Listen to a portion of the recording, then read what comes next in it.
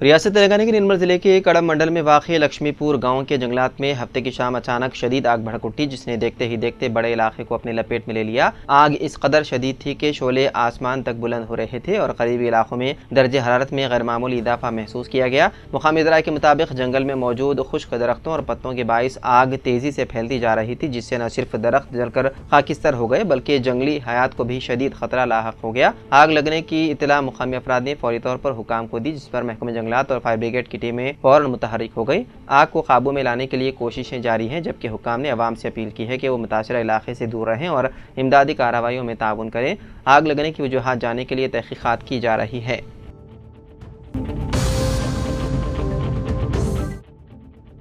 रुकन कानून साज कौंसिल के कविता और उनके शोहर अनिल कुमार ने आज बोधन के साबिक रुकन असम्बली शकील आमिर की रिहाइशगाह पहुंचकर उनसे मुलाकात की और शकील आमिर की वालिदा मोहतरमा के इंतकाल पर इजहार ताज़ियत किया। कविता और अनिल कुमार ने गहरे रंजोगम का इजहार करते हुए मरहुमा के लिए दुआए मगफिरत और पसमानदगान के लिए सब्र जमील की दुआ की। इस मौके पर कविता ने कहा कि माँ का साया दुनिया की सबसे बड़ी नेमत होती है और इस नेमत से महरूमी एक नाकाबिल तलाफी नुकसान है।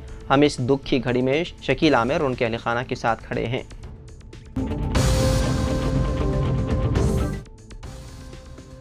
हैदराबाद के मदापाती इलाके मेडीपल्ली पुलिस स्टेशन हदूद में एक किराना शॉप में गैर कानूनी तौर पर शराब फरोख्त करने वाले शख्स को गिरफ्तार कर लिया गया। पुलिस के मुताबिक चंद्रैया नामी 72 साल शख्स चंगीचिल्ला भगत सिंह नगर में किराना दुकान की आड़ में गैर कानूनी शराब फरोख्त कर रहा था। हनुमान जयंती के मौके पर हुकूमत ने शराब की फरोख्त पर पाबंदी आयद की थी, मगर चंद्रैया उन अहकामात की खिलाफ वर्जी करते हुए ज्यादा कीमत पर शराब फरोख्त कर रहा था। खुफिया इत्तला पर पुलिस ने दुकान पर छापा मारा और 5 लीटर गैर कानूनी शराब जब्त करते हुए उसे हिरासत में ले लिया। मुलजिम के खिलाफ मुकदमा दर्ज करके तहकीकात शुरू कर दी गई।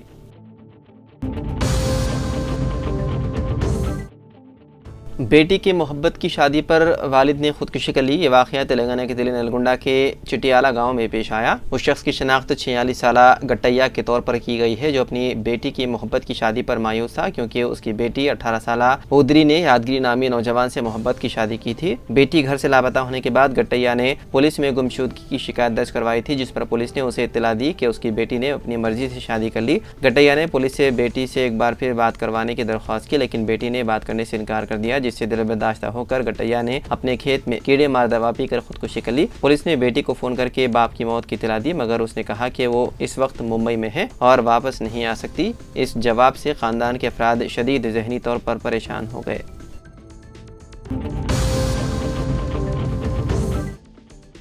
हैदराबाद के इलाके मादाना पेट धोबी घाट में हफ्ते को उस वक्त हल्की कशीदगी पैदा हो गई जब कुछ शरपसंदों ने पत्थर फेंककर मस्जिद जमाल मोहम्मदी की खिड़की को नुकसान पहुंचाया। ये वाक़या दोपहर में उस वक्त पेश आया जब हनुमान जयंती के पेश नज़र फूड कैंप का इनेकाद किया गया था। फूड कैंप में जमा होने वाले हजूम में से कुछ अफराद ने पहली मंजिल पर वाक़ मस्जिद की खिड़की पर पत्थर फेंके। इसकी इत्तला मिलते ही मुकामी लोगों ने आए सदन पुलिस को इत्तला दी, जो मौके पर पहुंची और फौरी कार्रवाई करते हुए खिड़की के टूटे हुए पैन को तब्दील कर दिया। विश्व हिंदू परिषद और बजरंग दल के जरिए निकाले गए हनुमान जयंती जुलूस में हजारों लोगों ने शिरकत की, जो शहर में हफ्ते को मुनक़िद की गई। पुलिस ने दावा किया है कि इक्का दुक्का वाक़े को छोड़कर ये रैली पुरअमन थी।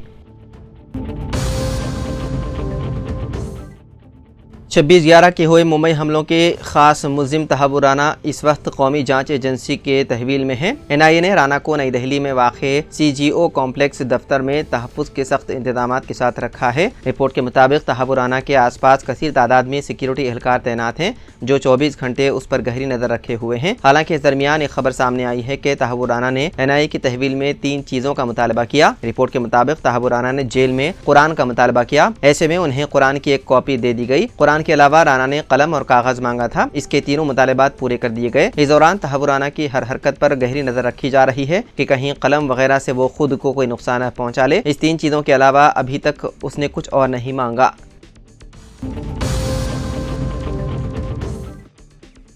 खैरताबाद पुलिस स्टेशन में एक हॉकर को वहशियाना तरीके से मारा पीटा गया और उसे पूछताछ के लिए तलब किए जाने के बाद बैतुल खुला साफ करने पर मजबूर किया गया। यह वाकया हफ्ते को पेश आया। पंजाब गुट्टा के रहने वाले हॉकर अब्दुर्रहमान नेकलेस रोड पर अपना कारोबार कर रहे थे। बताया गया है कि एक दिन कबल अब्दुर्रहमान की एक बर्फ फरोश के साथ झगड़ा हुआ था। पुलिस ने उसे पूछताछ के लिए हफ्ते को पुलिस स्टेशन तलब किया। जब रहमान पुलिस स्टेशन पहुंचे तो पुलिस अफसरान के एक ग्रुप ने मुबैना तौर पर उसके हाथ और पैर रस्सी से बांध दिए। उसके बाद उसे पुलिस स्टेशन के अंदर मारा पीटा गया। अब्दुर्रहमान ने उस्मानिया जनरल अस्पताल में मीडिया को बताया कि इंस्पेक्टर ने मुझे चेहरे पर लात मारी, जिससे मेरी आंख में चोट आई और कानों से खून बहने लगा। मुझे पुलिस स्टेशन में बैतुल खुला साफ करने पर भी मजबूर किया गया। इस वाक़े के बाद पुलिस के आला हुक्काम ने तहकीकात का दे दिया हुक्म।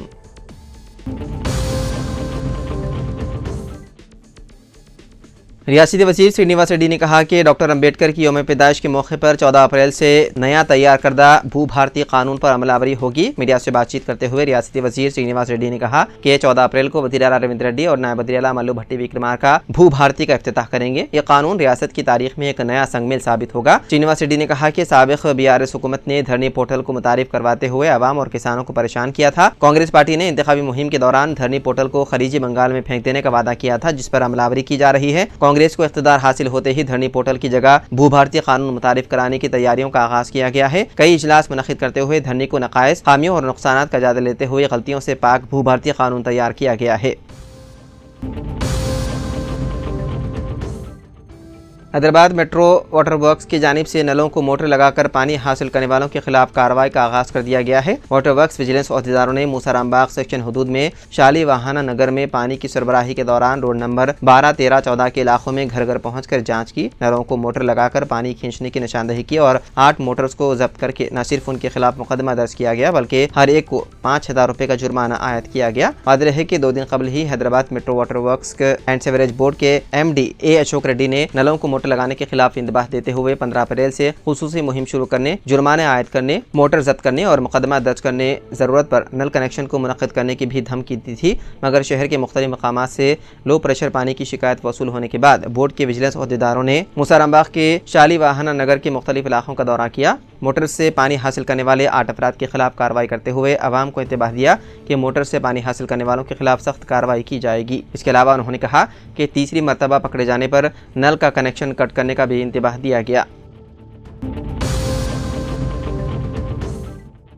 तेलंगाना के सिरसिला जिले में RTC बस में सफर कर रही खवातीन और एक मर्द के दरमियान झगड़े का वाकया पेश आया। ये वाकया उस वक्त पेश आया जब सिद्दीपेट डिपो की पल्ले वेलुगु बस विमुलवाड़ा से सिद्दीपेट जा रही थी। रास्ते में तिंगलापल्ली मंडल के नेरला इलाके में वाक़े लड़कियों के गुरुकुल स्कूल के पास बस रुकी तो एक मर्द और 3 खवातीन के दरमियान सीट के मसले पर झगड़ा हो गया। मज़कूरा शख्स ने खवातीन के साथ बदतमीजी की, जिसके बाद तल्ख कलामी झगड़े में बदल गई। नौबत यहाँ तक पहुँच गई कि हाथापाई हुई, बाल नोचे गए और एक दूसरे पर हमले किए गए। बस ड्राइवर ने गाड़ी रोक दी और कंडक्टर ने मुश्किल से उस शख्स को बस से उतारा, लेकिन खवातीन ने बस से उतरकर उस शख्स को लकड़ियों से मारा। जब उसे पुलिस स्टेशन जाने के लिए कोशिश की गई तो वो शख्स मौके से फरार हो गया। ये सारा वाकया कुछ मुसाफिरों ने अपने मोबाइल फ़ोन पर रिकॉर्ड कर लिया। SI राम मोहन ने बताया कि इस वाक़े के बारे में अभी तक कोई शिकायत नहीं दर्ज की गई है।